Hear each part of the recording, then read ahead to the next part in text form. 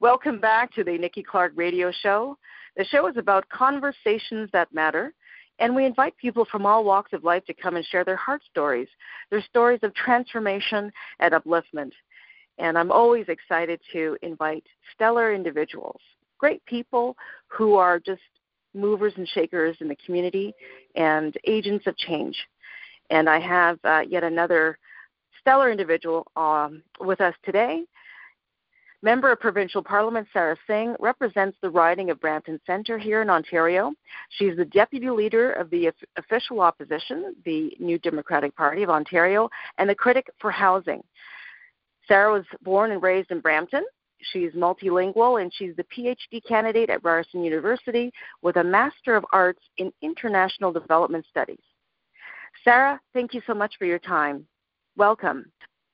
Oh, thank you so much, Nikki, for having me on the show. It's a pleasure to be on today. Awesome. Thank you so much. So, Sara, let's get to it. Tell us a little bit about your background leading up to what you're doing today. Yeah, well, where do I start? I guess, as you mentioned, I was born and raised here in Brampton, and, this is my hometown, and, my educational endeavors have taken me, to different places, but, I've returned home after, completing my master's in 2012. I guess that's a good place to start a little bit of the story of how I ended up in politics, I guess, and so, I had just wrapped up my master's, and I come back home to Brampton and, started getting very involved again in my community. I'd always been involved as a child. My family has a small business in the community as well, so I've always been connected. But it was different coming back this time. I think I had new lenses on with my master's degree to understand issues a little differently.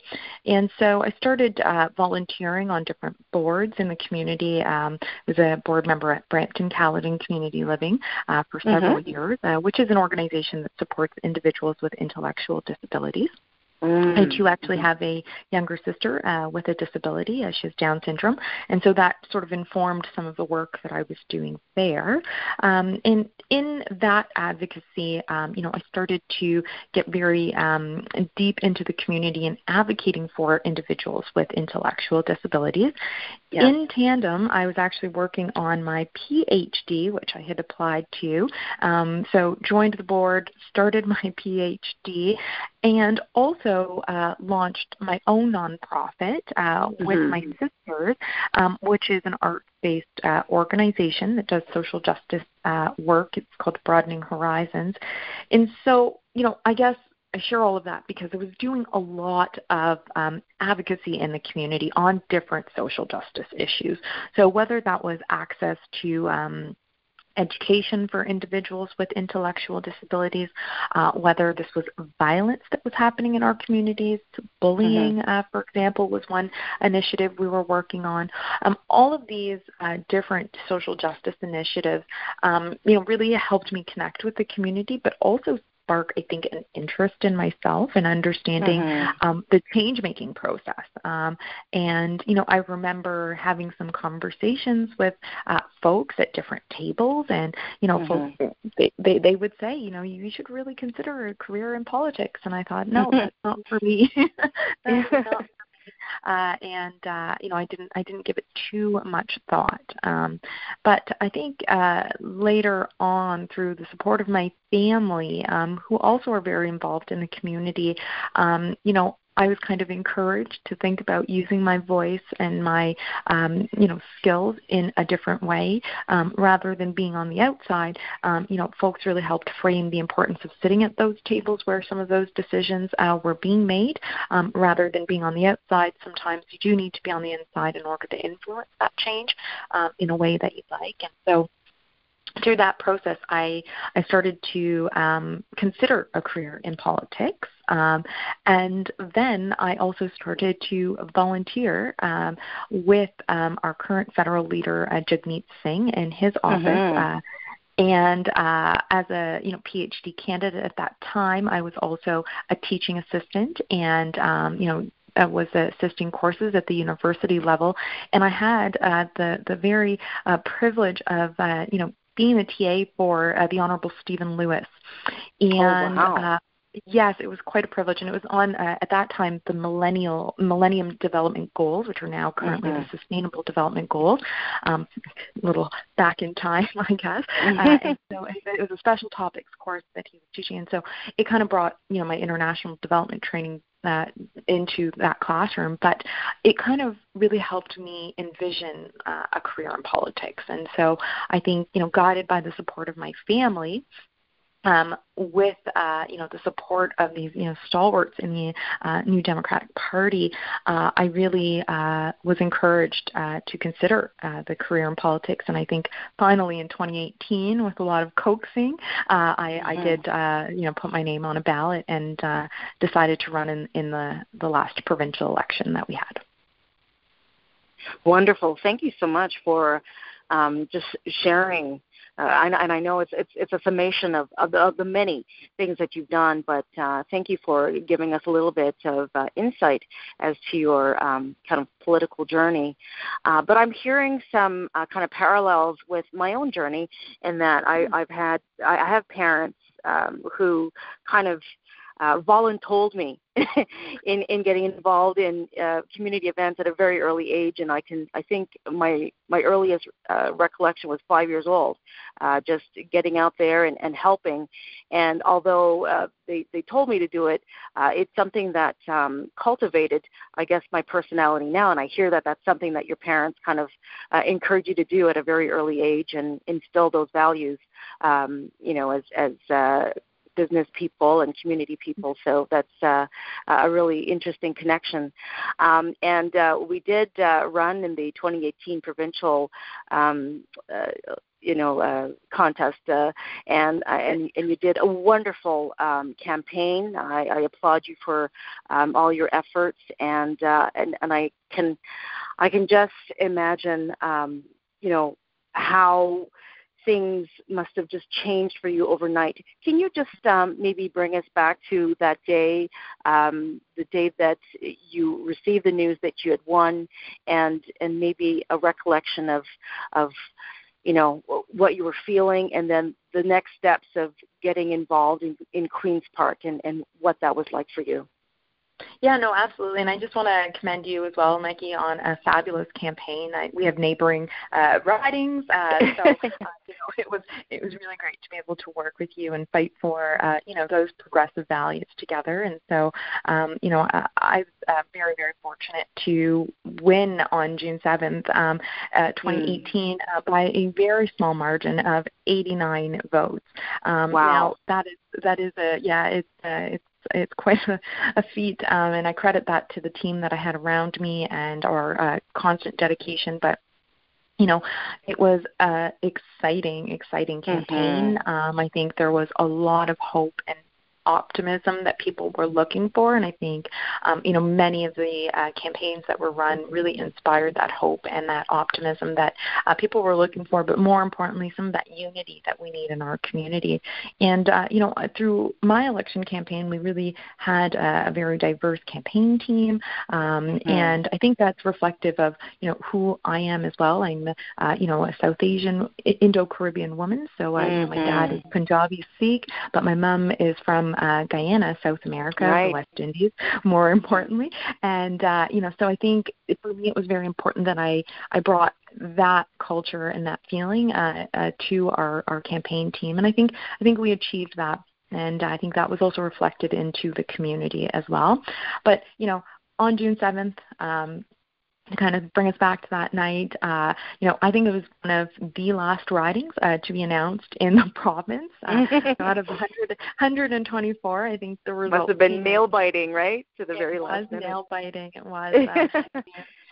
We were in my campaign office, surrounded by my family. Again, an integral part of the reason I'm here is because of the support that I was able to get through my family and my friends and our networks. But, I just remember that night so vividly. I'll never forget it. But, we were all there huddled in the campaign, refreshing the screens to see, what the totals were. And just before, I think, 11:15 that night, we've got the final results. And, of course, everyone was just elated. It was quite a challenging campaign, and I'll maybe share that, some of those challenges with you as we progress through the conversation. But that night, it really showed us that if you are determined to achieve something, I think, you can make it happen. And I think everybody on that team, we were in a riding that we weren't slated to win. Winning by 89 votes was something that was very special to everybody. And so, I just remember the campaign manager just coming out and saying, okay, it's official, 89 votes right now. That's what we've got. Elections Ontario has declared it. And literally, everybody just stood up. And, my youngest brother, David, he just ran up to me. He was like our key sign guy. So, the sign guys are so important. They go out at night and they help get all the signs up for everybody, and it's quite a laborious job. And so anyways, he was kind of the lead on that, and he just ran up to me and just picked me up and did this huge circle with me, and it was quite a moment. And my parents obviously were there, and they were just elated, and my dad was in tears. He was my first volunteer, my dad, so it was quite a special moment for him, and I think for everyone in that room. And I'm very humbled to serve as a member of provincial parliament, running my first election campaign. I'd never run a campaign. I'd never been involved in that capacity. I'd been behind the scenes, but never a candidate.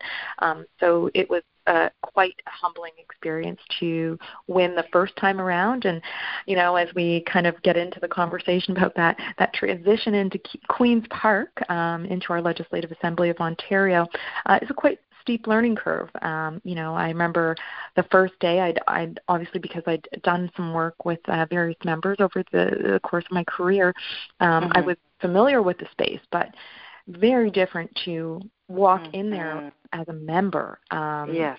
And I remember, entering and looking up at the walls because, we have quite a lot of beautiful historical artwork in Queen's Park. And I remember walking in and not seeing other than one photo of Dr. Helen Curring.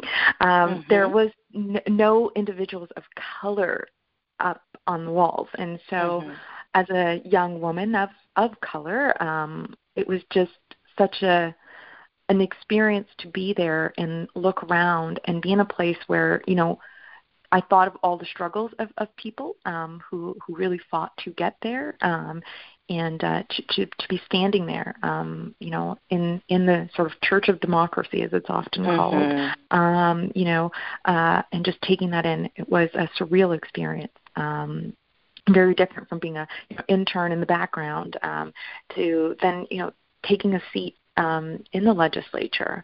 It took a little while, I'll be honest, Nikki, to really realize that this had happened, and that, here we were sitting as members of provincial parliament. Quite a humbling and honoring experience. And then to learn, a short while into this process that I was, going to be appointed deputy leader. Wow. It was just I was not expecting that. There was no notice given. This is not something you apply for. This is something that, the leader and her team decide. And, to be appointed to that position, I didn't have the words. When I was given that news, I just literally cried because I was so overjoyed and just humbled by the opportunity to serve my community, but now also serve the province in a different way as well, because I think it's important that, we get elected as members to serve a constituent, but as deputy leader, I also now have to think of the province. And so this very quickly widened the scope of my work. It meant that I had to take on quite a lot of additional responsibilities very quickly into my tenure as a member. And, I have to say, I think I wasn't sure if I was going to be ready for it all, but I think, I have learned quite a lot, and I feel very grateful to serve in this position, with this opportunity to amplify the voice not only of my own community, but now provincial issues.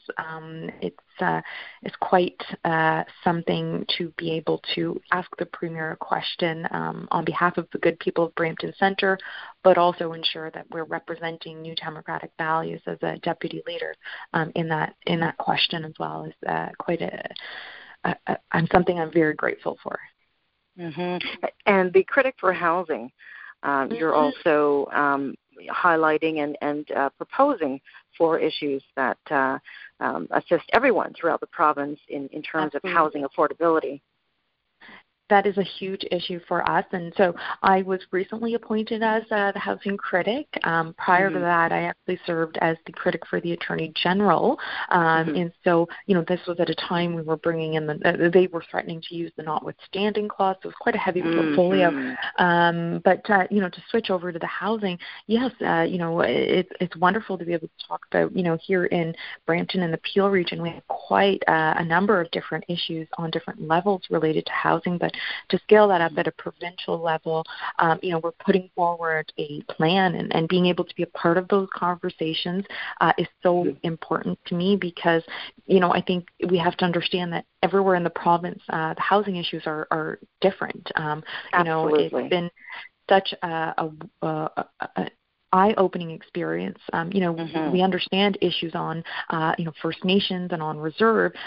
However, to, delve into what those housing crises look like in those communities, I don't think most folks in Canada believe that is what's happening in our country, in our provinces. But that's the reality. So, I'm really using this opportunity to learn and to put forward concrete plans now and into the next election for Ontario, because I believe we can do better. It's been very unfortunate to see how housing has been neglected in our province, and I think we need to have a comprehensive plan, and it's been unfortunate that both Conservative and Liberal governments have failed to do anything. In fact, they've actually cut significant amounts of funding over the decades to the housing sector. But I feel so grateful to take all of this passion that I have and apply it to these issues and really advocate for change, but to understand how that process of change actually comes to fruition internally, has also been a very eye-opening experience for me, and something that I enjoy kind of working through that process and understanding how to navigate it. And I think as a new member, I'm learning, and so I hope in the future I get to really get more into that and continue to serve and use these processes now to implement the change we need to see in our province. Fantastic. Now, Sarah, just wanted to enlighten some of the listeners who may not understand the different auspices of government, and maybe we need to describe what the provincial element of governance is. What are some of the areas that the provincial government will be responsible for in Ontario? Can you just give us a couple of those, so that people understand the difference between municipal and federal and provincial? Of course. So obviously we have our three levels of government, and as a provincial representative, your provincial representatives are responsible for things like your education sector, the healthcare sector. They are also responsible for managing aspects of our provincial economy. There are so many sort of details to all of that, but the big major ones that folks will really resonate with are the education and healthcare sector.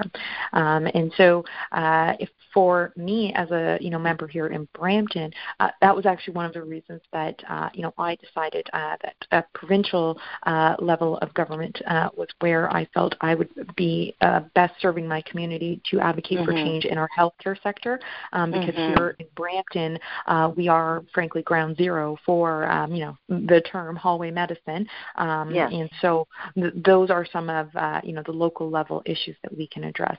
But it also ranges from everything from childcare to, forest management, for example. So it's quite a breadth of issues that the provincial government is responsible for managing. But I always use the examples of education and healthcare. It's where the bulk of our tax dollars are going to, and it's the biggest responsibility that the provincial government has. Absolutely. And Sarah, I'll just add on that I've just been so amazed with your conviction and advocacy to putting an end to skyrocketing auto insurance rates and postal code discrimination. And as you alluded to earlier, also fighting for better hospitals for the people in Brampton. So I commend you for those efforts.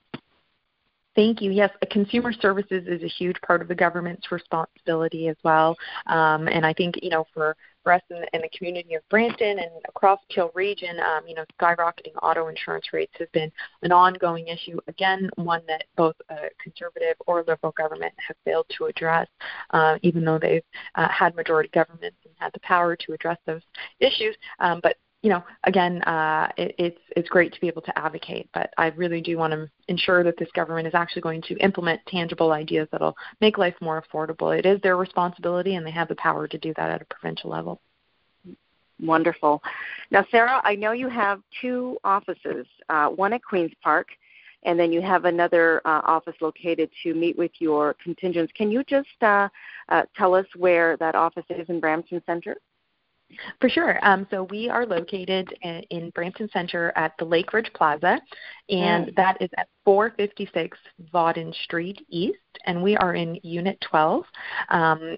Feel free to give us a call at 905-454-1233.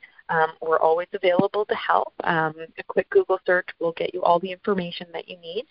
But we love having visitors when we're obviously not in the middle of a pandemic, but we have a very open and welcoming office space. So if you do need some assistance, even during the pandemic, we are still serving the community. So giving us a call is the best way to get in touch. Okay, excellent. One other question, actually. I have a couple more questions for you, Sarah. Sure. When you're describing, your transition into being appointed deputy leader of the opposition and your role as critic for housing, and it's been 2 years now in developing what you do at Queen's Park in these capacities. Can you identify one challenge and also one triumph during this time? Well, I guess several challenges, but I think one of the challenges is working with a government, that doesn't seem to value the same things that we do as a party. For example, we've seen this conservative government, cut funding to homelessness programs when, in fact, we know that homelessness is increasing and rates of poverty are increasing. And so I find that very challenging because clearly, we would like to assume that the government makes decisions based on, evidence. It should be making evidence-based decisions, but it's really perplexing and challenging to understand how the government is making these types of decisions when the data clearly indicates the problem is there and solutions should be this. Why they would do the opposite to actually perpetuate the problem further. So I find that a bit challenging and trying to help them understand, I guess, when they simply just don't. But I guess on the flip side of that, a triumph that comes to mind is there was a particular case in the community that required a significant amount of advocacy because this gentleman who son, I actually didn't know when he was younger. Unfortunately, it was able to commit suicide while under the care of the hospital, and this was several years ago, and he's still waiting for answers and for justice. And frankly, things have not progressed at all in terms of getting justice for him. In fact, we found out this year that there is a backlog in the court system yet again that would prevent this case from even coming forward to be tried. And so we were able to take that case and ask the government specific questions on that matter. And to me, that felt like a bit of a triumph. And there are a few examples where we've been able to do that, because it's been very challenging to help put a human element to the decisions that the government has made. But in this instance, I felt we were really able to highlight what the impacts of cuts to the justice system or to the healthcare system, what the impact in real terms in a community can look like.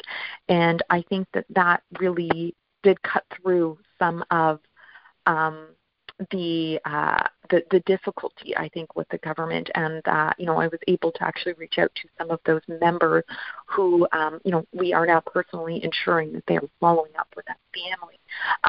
That felt like an opportunity that I felt like, wow, we were able to accomplish something. While we haven't reached the intended outcome yet, even on this very, very, very micro level, we're able to amplify someone's voice and have the government pay attention to an issue.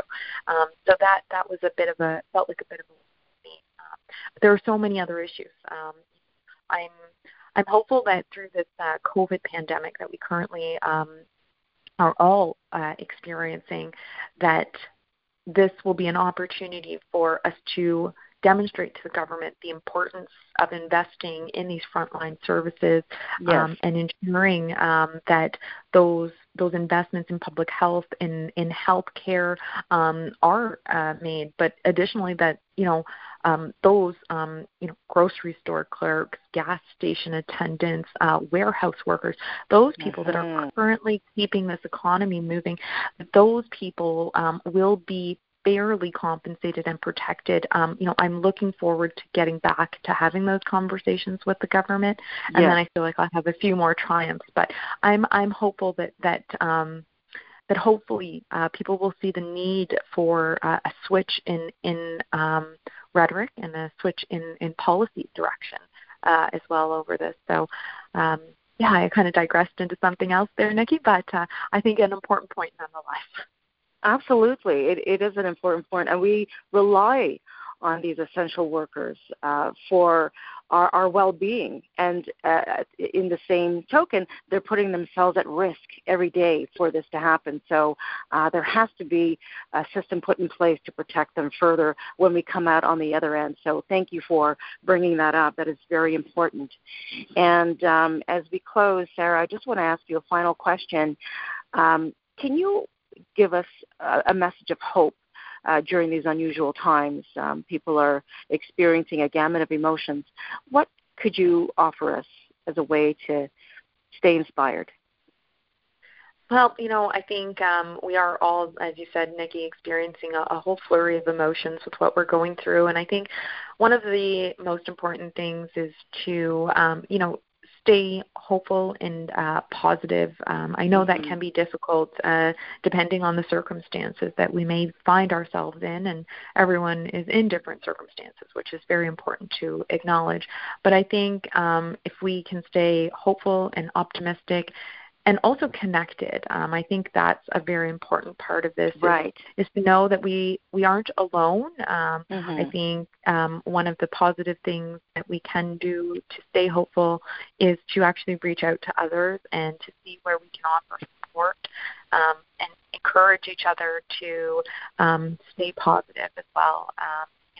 That is, I think, something that is going to really help us all get through this, because it is difficult and it is isolating. isolating, but if we know that we are all as human beings still connected, and we can have a ripple effect of positivity come out of this negativity, which we are seeing some very positive developments in our communities. I think that is the only way we will maintain hope and really get through this. And I think, sharing simple acts of kindness in our community, amplifying those acts of kindness online are so important to just keep that goodwill going forward. So I encourage everyone to stay positive, to know that you are not alone, and that we will get through this, and we should work together to ensure that no one is left behind. And I think that is very important. Absolutely, Sarah. We are in this together, and I thank you so much for opening up and sharing with us your personal reflections and also what is happening right now in our current government and what you are proposing as the member of NDP, as the deputy leader, as also the Critic for Housing, how you want to turn the tides of what is going on to rectify some issues in government. So thank you so much for your advocacy. And can you please let us know how people can reach out and connect with you on social media? I know you shared with us where your contingency office is, but again, if you can repeat where people can connect with you. Absolutely. And Nikki, I just want to say thank you so much for the opportunity to connect today and share a little bit about my story. Hopefully we can do this again in the future. But if folks want to reach out to me and connect and learn a little bit more, you can follow me on all my social media. At Twitter is Sara Singh MPP. On Instagram, it's I am Sara Singh. Facebook, a quick search of Sara Singh should yield what you need to. But you can also reach out through our constituency office. The phone number is 905-454-1233. And I'll leave you with the email as well, which is ssingh, S-I-N-G-H, -co @ndp.on.ca. Wonderful. Sara Singh, member of Provincial Parliament, Brampton-Centre. Thank you so much for your time, and truly believe that you're a wonderful agent of change, transforming lives one story at a time. You've been listening to the Nikki Clarke Radio Show with our very special guest, MPP Sara Singh, Brampton-Centre. Thank you again for your time, and stay strong, stay safe. Thank Bye you, for Nikki. now. Thank you so much. Take care. You're welcome. Bye-bye.